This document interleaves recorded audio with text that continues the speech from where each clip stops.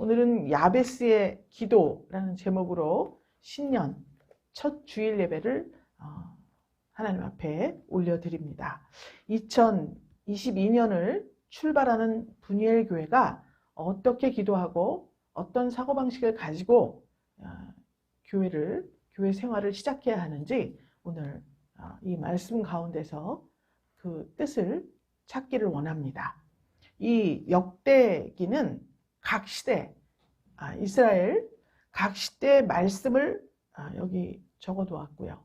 각 시대의 여러 가지 사건들을 기록해 놓았습니다. 우리가 이 역대기를 보면서 이 말씀이나 사건들, 하나님께서 기록하게 하신 의미와 또 그 교훈들이 있습니다. 이것들을 우리가 알아야 해요. 그래서 하나님이 이렇게 적어 놓으시고 이 역사 속에서 우리의 행할 바를 본받게 하시기 위해서 기록을 해 놓았죠. 이 저자는 에스라로 추정을 합니다. 학자 에스라 아시죠? 포로 생활에서 귀환하고 나서 적어진 걸로 그렇게 추정을 하는 근거는 BC 5세기 후반부, 즉 포로에서 귀환을 했습니다. 바벨론 포로에서. 그 시대 상황에 해당하는 문체가 있어요. 글 쓰는 문체와 형식, 이런 것들이 포로 귀환 후에 시대 상황을 반영하고 있다. 이렇게 보고 있습니다. 또 이 내용들이 보면 처음 1장에 다 족보로 시작하죠. 족보, 또 제사의식, 절차, 모세율법, 이런 것에 굉장히 충실하게 기록이 되어 있습니다. 이런 점들을 봤을 때 포로 귀환 후에 회복기, 이스라엘의 회복기에 제사장에 속한 그런 특정 인물이 기록했을 것이다. 그 중에서 가장 유력한 분으로 에스라를 그렇게 추정을 했습니다. 에스라로. 기록 목적은 이스라엘을 하나님께서 주권적으로 선택을 하셨죠. 그래서 하나님께서 은혜로운 그 하나님의 목적이 있습니다. 이 목적을 성취해 간다는 것을 강조하고 있어요. 그러면 하나님의 은혜로운 목적이 무엇이냐? 공동체가 회복되는 것에 대해서 하나님께서 관심을 가지고 계신 겁니다. 그래서 작정된 하나님의 계획은 회복이에요.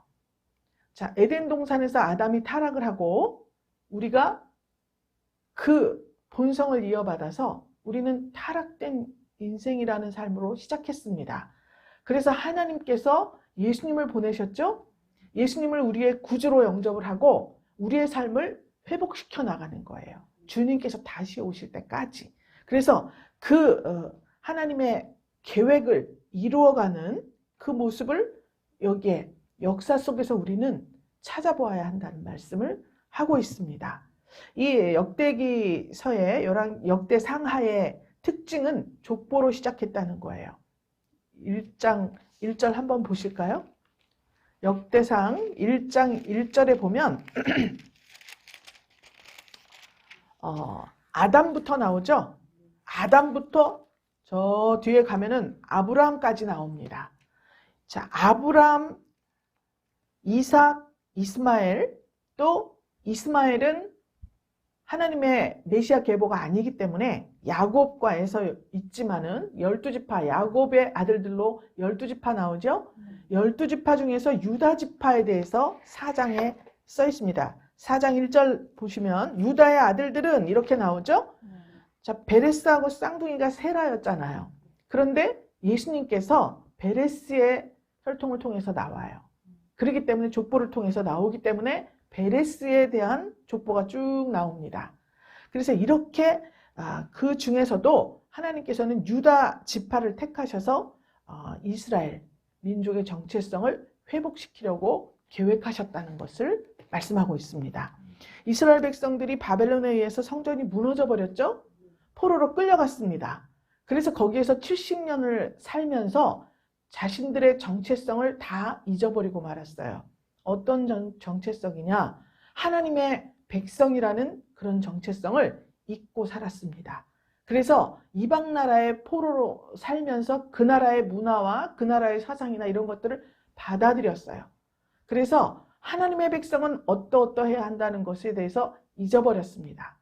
그래서 이 학자 에스라 이분이 하나님의 그 아담 족보로부터 시작을 해서 하나님께서 우리 민족을 향한 계획이 이러이러하시다.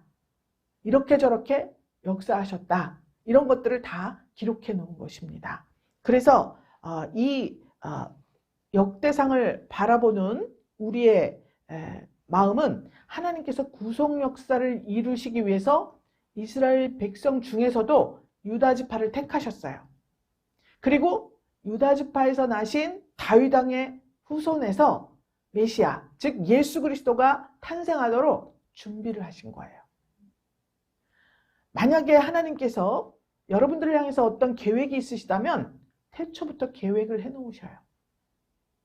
그래서 우리가 우리의 정체성을 알고 하나님의 뜻에 맞게 우리의 삶을 이어가면 언젠가는 예수 그리스도가 탄생하신 것 같이 여러분들을 통해서 하나님의 응답이 꼭 맺어진다는 사실을 우리가 기억을 해야 됩니다. 그 중에서 야베스가 나옵니다. 그렇죠? 4장 9절에 보면 야베스는 이렇게 나와요. 먼저 5절을 보니까 드고아의 아비 아스훌의 두 아내는 헬라와 나아라 이렇게 나오죠? 그러니까 그 다음에 이제 야베스의 형제들 이름이 쭉 나열이 돼요. 그러면 야베스의 아버지가 누구냐면 아스훌이죠. 아스훌. 그렇죠? 아스훌이 야베스의 아버지인 거예요. 그러면 아스훌이라는 이름의 뜻이 뭐냐? 지금 야베스의 배경을 말하고 있습니다. 야베스의 배경이 뭐냐? 드고아의 아버지 아스훌 써 있는데 아스훌의 이름의 뜻이 어둡다, 검다 이런 뜻입니다. 또 다른 의미로는 히브리어로 샤르라고 하는데 갈망한다, 소원한다 막 이런 뜻으로 의미가 있어요. 여기에서 유래가 돼서 아스훌의 히브리어는 그렇다 그랬죠. 어근이 있다 그랬어요. 어원도 있고. 그래서 두 가지 뜻을 가지고 있습니다. 그래서 이거를 다시 말하면 아스훌의 아들 야베스죠. 그 야베스의 상태가 어떤 바탕을 이루고 있냐 하면 너무 어둡고 검고 흑암 가운데 있었다는 거예요. 영적 상태가. 그런데 그때 그 속에서 갈망을 했었다. 누구를 갈망하죠? 메시아. 예수 그리스도를 갈망하는 마음이 있었다. 이렇게 보시면 됩니다. 마치 애굽에서 400년 노예 생활을 하면서 처음에는 좋았죠. 국무총리의 일가지 않습니까? 그래서 좋았지만 점점 가면 갈수록 너무 왕성해지는 그런 부흥 발전을 해요. 이 이스라엘 민족들이. 그러니까 바로가 그때부터 노예로 부리기 시작했죠. 그래서 정말 깜깜하고 흑암 같은 그런 노예 생활 속에서 언제 우리를 구원할 자를 보내십니까? 늘 갈망했어요. 그랬더니 하나님께서 모세를 보내셨죠. 그런 것과 같이 정말 어떤 앞이 보이지 않는 흑암과 같은 이런 상태 속에서 내 영혼은 갈망하는 거예요. 그래서 메시아를 보내주십시오. 빛을 보내주십시오. 라고 갈망하는 그러한 시대적 배경을 가지고 있다는 겁니다. 이 얘기를 하셨죠? 하나님께서 죄악으로 모든 인류가 죽었을 때 구속 역사를 이루시기 위해서 예수 그리스도를 준비해 두신 것 같이 누군가 갈망할 자를 하나님이 보내주신 거예요. 그래서 마치 갈릴리 지역에서 예수님이 흑암의 도시 갈릴리 그곳에 예수님이 오신 것 같이 이때 이 시대적 배경이 너무나 어둡고 하나님을 향한 갈망이 그렇게 부르짖음이 극에 달했을 때 야베스가 나온 거예요. 그래서 창세기 49장 10절 한번 읽어주시겠습니까?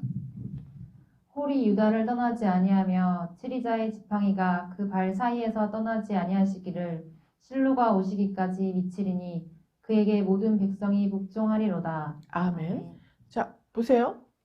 그 통로로 유다 지파를 사용하신다는 거예요.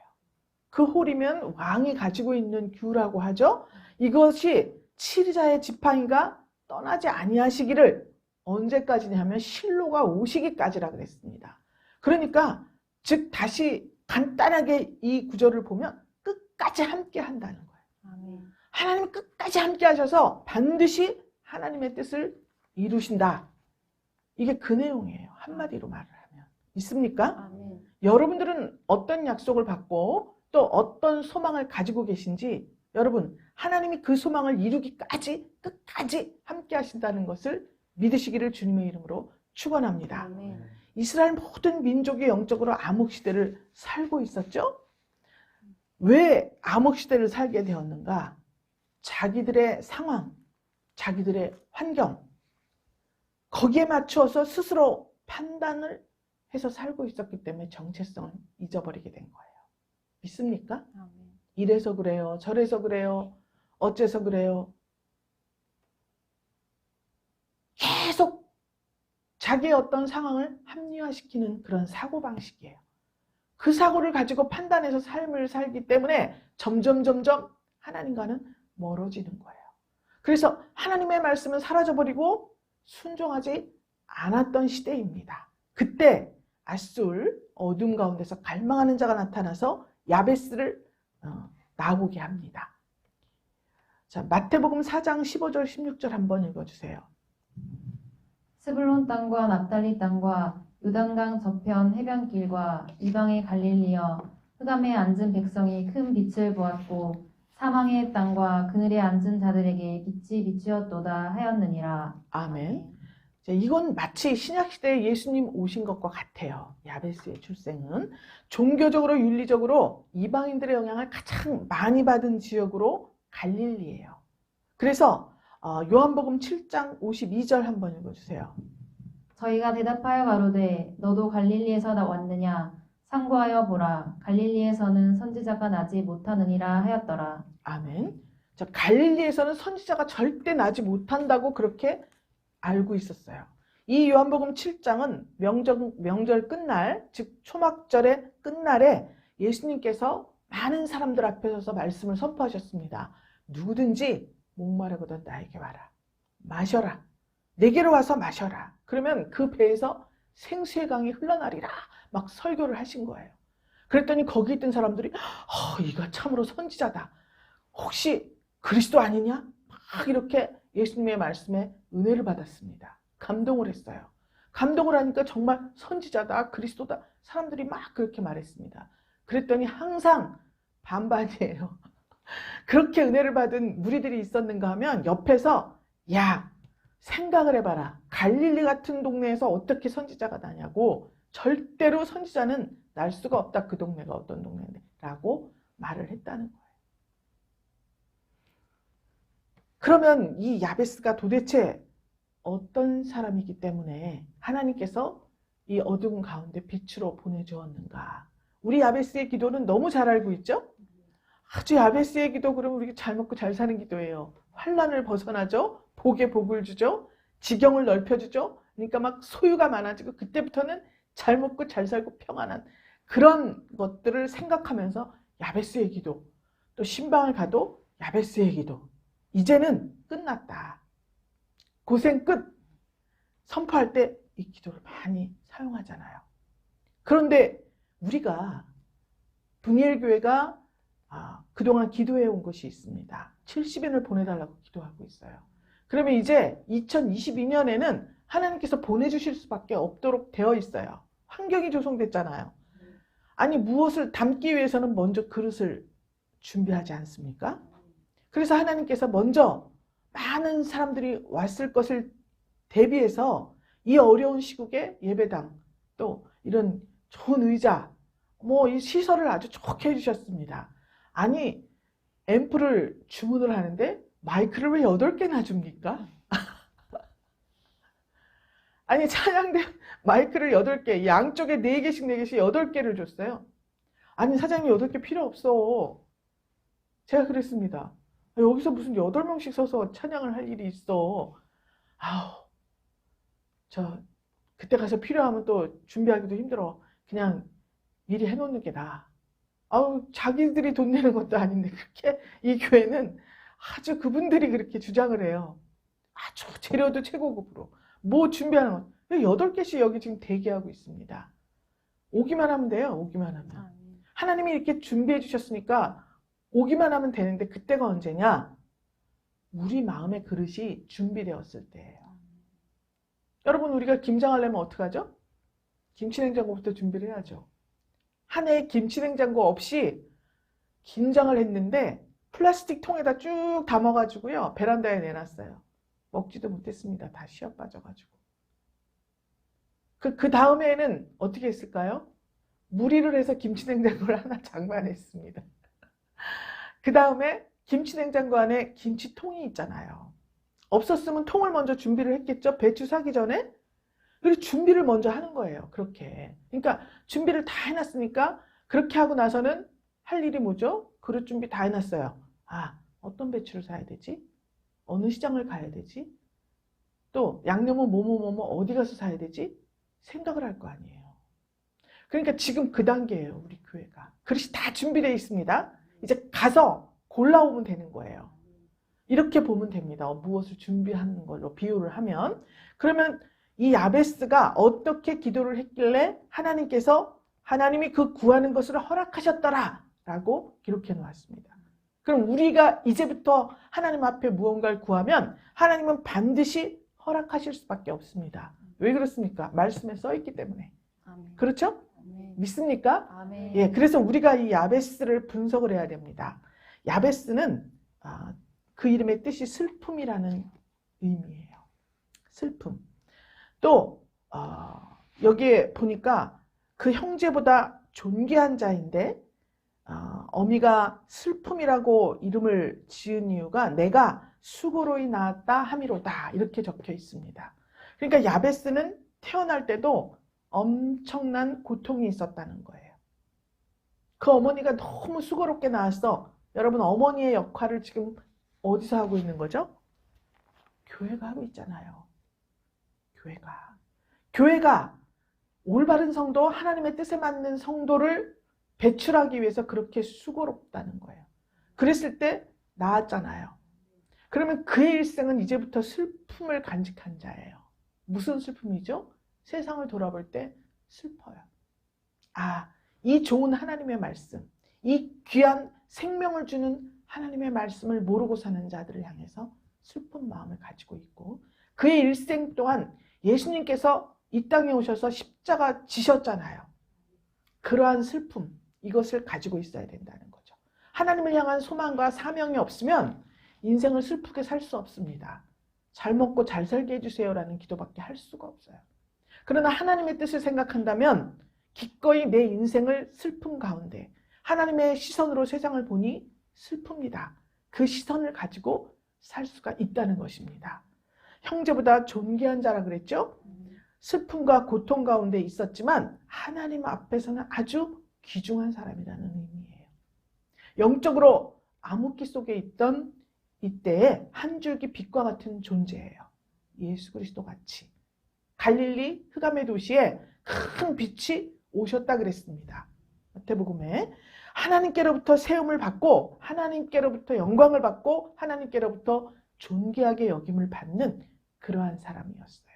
야베스가. 그러면 그는 왜 하나님 앞에 그렇게 모든 형제 중에 귀중한 사람, 존귀한 사람으로 여김을 받았는가? 하나님의 뜻을 위해서 기도했기 때문에 그렇습니다. 여기 보면 야베스가 이스라엘 하나님께 기도를 하는데 원컨대 주께서 내게 복의 복을 더하사 나의 지경을 넓히시고 그랬습니다. 지경을 넓힌다는 기도를 우리의 소유가 많아지는 것으로 우리가 생각했죠? 맞습니다. 지경이 넓어지는 것은 내 소유가 많아지는 거예요. 그런데 어떤 소유냐는 거죠. 하나님의 뜻에 맞는 기도라고 생각하고 우리가 지경을 살펴보니까 이 지경을 넓힌다는 것은 어떤 경계표를 세워달라는 거예요. 여호수아에도 보면 지계표가 있죠? 경계표. 지금으로 말하면 땅이면 땅 문서. 성도면 뭐죠? 등록을 해야지. 등록을. 그래야지 관리를 하지 않습니까? 우리가 저쪽에 있을 때 많은 사람들이 알게 모르게 찾아왔습니다. 술 좀 끊게 해주세요. 귀신 좀 쫓아주세요. 뭐를 어떻게 해주세요. 왜 여기 와서 그럽니까? 교회 다닙니까? 다닌대요. 여기 어디 다닌대요. 그랬죠? 왜 여기 와서 그래요? 여기가 세다고 소문이 났대요. 아무리 세도 안 됩니다. 담임 목사님이 계시잖아요. 자기 소속 교회가 있잖아요. 그렇기 때문에 할 수가 없습니다. 그렇게 말했습니다.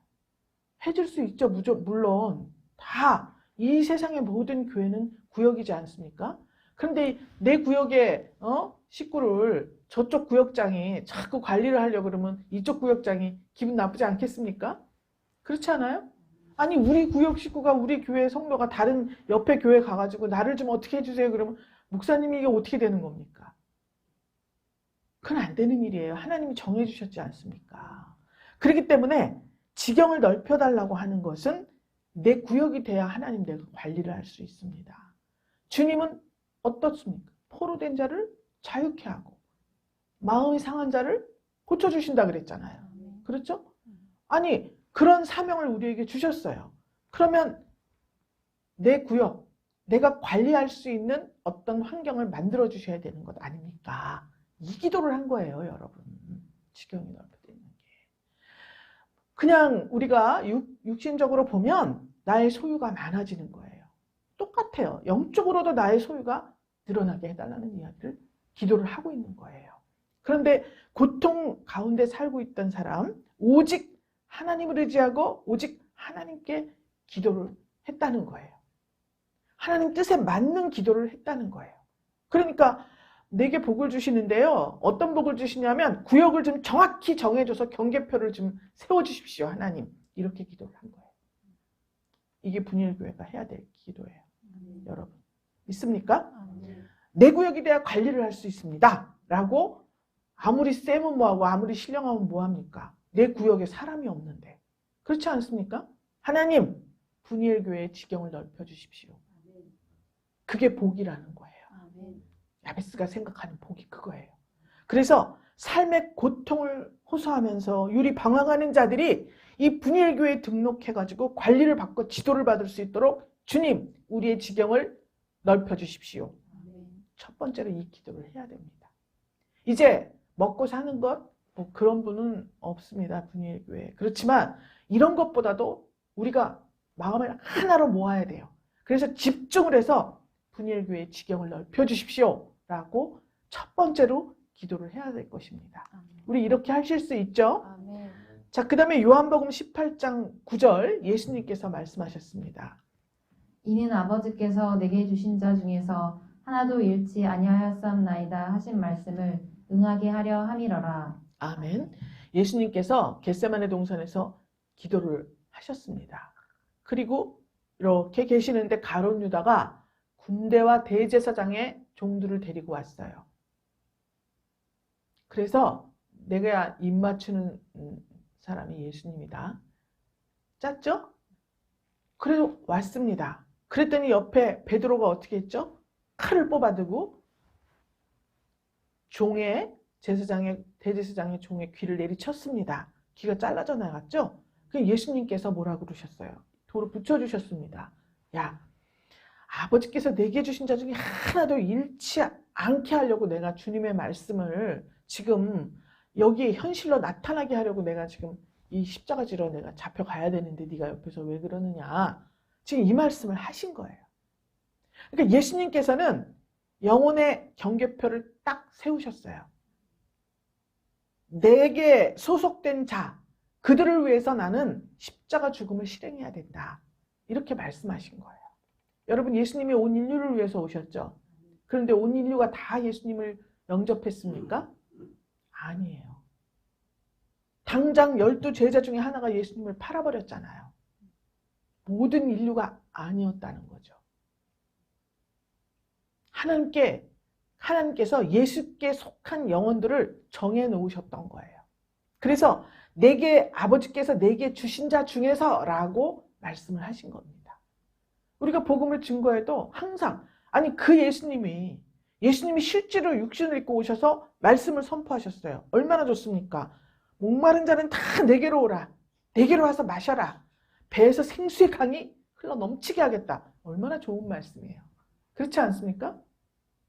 그러기 위해서 뭘 가져와라 뭐 말씀하신 건 무조건 다 오라 그랬어요. 아니 뭐가 트집이 있어서 비웃습니까? 그렇지 않아요? 그 경계가 뭐냐? 경계표가 있었던 거예요. 예수님이 죽으시면 구원받을 자들이 있다. 분이엘 교회가 가르치고 전파하고 치유하려고 하는데 이 사명을 가지고 출범할 때 선택된 자들이 있다는 거예요. 그들을 위해서 우리는 예수께서 십자가에 죽으신 것 같이 어떠한 헌신, 자기를 부인하고 자기 십자가를 지는 그런 마음을 우리가 가지고 있어야 된다는 것입니다. 믿습니까? 그것을 실행할 때 하나님께서 예수님 십자가 죽으셨죠? 그래서 우리가 예수 믿게 되었죠? 응답이 됐어요? 안 됐어요? 됐습니다. 그런데 우리가 죽으려는 마음이 없다면, 자기를 부인하고 자기 십자가 지려는 마음이 없다면 아무리 70이 아니라 7명을 구해도 오지 않는 거예요. 줄 수가 없는 거예요. 믿습니까? 아멘. 그래서 우리는 이렇게 이 야베스의 기도에 나온 것 같이 지경을 넓혀달라고 기도를 하려면 주의 손으로 나를 도우셔야 된다는 거예요. 우리의 마음으로는 죽을 마음이 생기지를 않아요. 그 예수님도 겟세마네에서 막 기도를 하셨어요. 막 땀방울이 막 바닥에 떨어지는 핏방울 같았더라 이렇게 될 정도로 혼신의 힘을 다해서 기도를 해야 하나님의 뜻에 우리의 마음을 맞출 수가 있었다는 것입니다. 그래서 주님의 도우심이 필요한 거예요. 그래, 환난을 벗어나 라고 말씀했죠? 이 환난의 뜻이 뭐냐면 행악하다, 나쁜 뭐 이런 뜻이에요. 하나님 앞에서 나쁜 것은 무엇일까요? 행악은 무엇일까요? 하나님을 부인하는 거죠. 내 스스로 판단이죠. 내 스스로 결정해서 무언가를 하는 거죠. 하나님의 뜻과 상관없이 그것을 벗어나게 해달라는 거예요. 하나님의 뜻을 벗어난 행동으로 하면 환난을 만날 수밖에 없잖아요. 그래서 여기서 환난을 벗어나라고 표현한 것이 나쁜 짓 하지 않게 해달라는 거예요. 나쁜 짓 하지 않는 것은 하나님의 뜻을 벗어나는 것에, 즉 벗어난다고 하는 것은 창조하다, 허락하다, 성취하다 이런 의미예요. 히브리어 원어가. 그러니까 나쁜 짓에서 벗어나게 해달라. 이 말씀은 뭐죠? 하나님의 뜻에 내 뜻을 맞추게 해주세요. 그거예요. 근심이 없게 하옵소서 그랬습니다. 누차에 걸쳐서 설명드렸습니다. 근심이나 두려움은 하나님의 뜻과 반대되는 행동을 했을 때 우리 감정을 타고 들어오는 것이다 라고 말씀했습니다. 그러니까 근심이나 두려움이 없기 위해서는 하나님 뜻 가운데에서 우리는 기도하고 하나님 뜻 가운데에서 행하고 하나님 뜻 가운데에서 우리 인생을 잘 다듬어야 된다는 것을 말씀하고 있습니다. 그러니까 이제 결국적으로 말해서 이 야베스의 기도라는 것은 어쩌면 예수님의 겟세마네 기도와 같은 기도예요. 아버지, 이 잔을 내게서 좀 지나가게 해주십시오. 할 수만 있다면.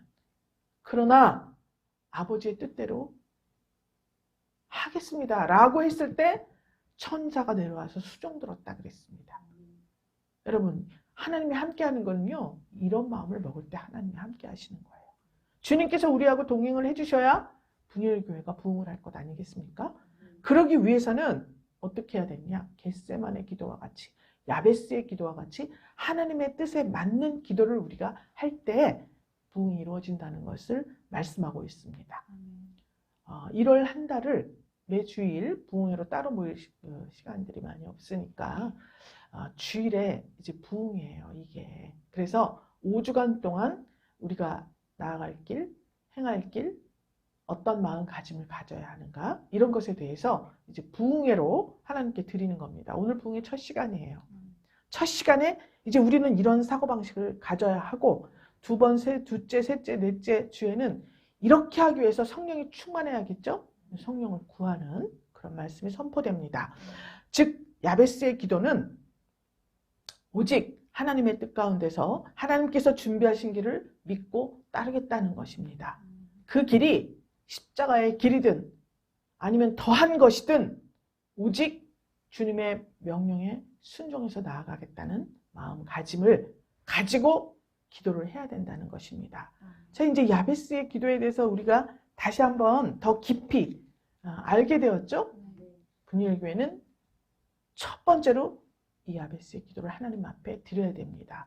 그럴 때 여러분들의 영적인, 육적인 축복이 부흥과 발전으로 하나님께서 응답하실 것을 믿고 축복합니다. 아멘. 하나님 감사드립니다.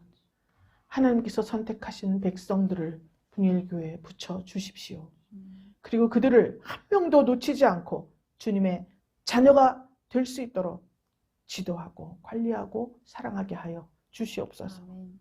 우리 분일 성도들은 이 귀한 소명을 받았으니 자기를 부인하고 자기 십자가 지는 이러한 결단을 주님 앞에 드려 하나님께 존귀한 자가 되게 하여 주옵소서. 아멘. 형제 중에 존귀한 자로 세워 주시옵소서. 아멘.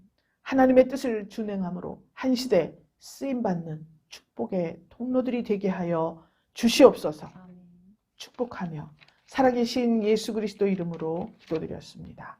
아멘.